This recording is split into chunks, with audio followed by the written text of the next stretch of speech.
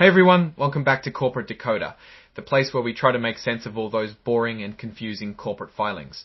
Today we're diving into the 10K report for Matinas BioPharma, and let me tell you, after reading this, you might want to invest in some sleeping pills, not their stock. Scroll Matinas BioPharma Holdings ein Scroll Cats Matinas BioPharma is a small drug company that's been around for a while but hasn't quite hit the big time. They're focused on a special way of delivering drugs called lipid nanocrystal, or LNC, platform delivery technology. Think of it as a tiny protective bubble that helps drugs get where they need to go in the body. Their main hope was a drug called MAT202003, an oral antifungal medication.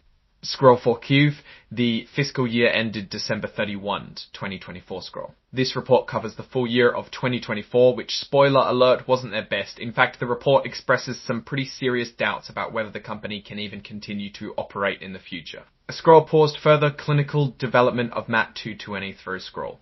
The big news here is that they've stopped developing their main drug, MAT203, and are now looking for someone else to take over or buy the whole project. They even cut 80% of their staff late last year. This is a huge red flag. Now let's talk about money. This is where things get a little scary. As of the end of 2024, Matinas BioPharma had racked up a total or accumulated deficit of almost $200 million. That's a lot of red ink. And for 2024, they lost about $24 million, which was slightly worse than the previous year. This loss is a primary driver of why they had to consider halting their development program. To keep going, they desperately need a partner to share the costs, or they need to raise a significant amount of money, otherwise they might have to shut down completely. At the end of 2024, they had roughly $7 million in cash, which they don't think is enough to last through the year. This is why they're exploring every option, from selling their main drug to possibly dissolving the whole company. They did manage to get a small lifeline in early 2025, raising about $3 million by selling some preferred stock and warrants, rights to buy stock in the future. Let's look at their financials in a little more detail. Research and development, or R&D, expenses were down from about $14.5 million, which makes sense, given their decision to halt MAT203, the government general and administrative expenses. Basically, the costs of running the company also decreased. Scroll recognized non-cash impairment charges of 4,431 scroll fall, but here's a big hit. They had to write down a bunch of assets, recognizing over $4 million in impairment charges, meaning they realized that previous accounting of their assets were not worth their book value. This includes things like goodwill, which is essentially the extra value you pay when buying another company. All this was written down because of a failed partnership deal.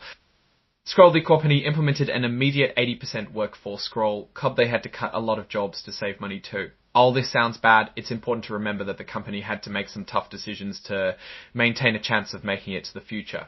One last financial red flag, the report mentions a material weakness in their internal controls over financial reporting. Basically, they didn't have enough people or the right processes to make sure their financial reports were accurate. They're working to fix it, but it's definitely something to keep an eye on. Even if they find a partner, there are still a lot of risks. Clinical trials could fail, they might not get regulatory approval, or their drug might not be better than what's already out there. There's a lot of competition in the antifungal market. Scroll at Q is difficult and costly to protect our intellectual property rights, Scroll. And of course, like any drug company, they have to worry about protecting their patents and avoiding lawsuits over intellectual property. Finally, it's worth noting that they needed shareholder approval for some recent stock issuances to comply with NYC American rules, which means some investors might have been worried about the deal. On the board of directors, they recently added Dr. Robin L. Smith. It is always a good sign to have experienced and successful business people on the board. One more oddity is the Cures Act. One goal is to expedite approval for drugs for small populations. In these cases, there is usually a prominent limited population statements, which doesn't really inspire trust.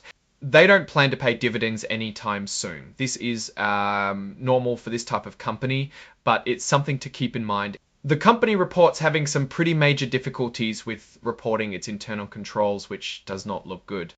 To make matters slightly more complex, it seems that the company has the option to have certain judicial procedures handled in Delaware or federal court. It's good to remember the company is registered in Delaware. To address the issue above, management has put in place a remediation plan.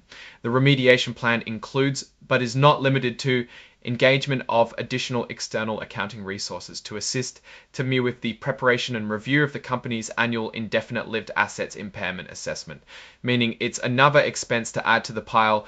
So after all that, what's the bottom line? Matinas BioPharma is at a very risky point. While they have a potentially valuable drug delivery technology, they're struggling to survive. Their future really depends on whether they can find a partner or someone to buy them out. It seems like they're going every route, so let's list a few of them. All the good part is if someone does buy them, maybe they have great return potential on shares. The not so good part is that it all depends on a good outcome, which at this stage is no guarantee with a good risk. So that's it for today's dose of corporate reality. Matinas BioPharma's story is a complex one filled with both potential and peril. Thanks for watching Corporate Decoder. If you found this deep dive helpful, please hit that like button, leave a comment, and definitely subscribe for more takes on complex corporate filings. What company would you like us to look at next? Let me know.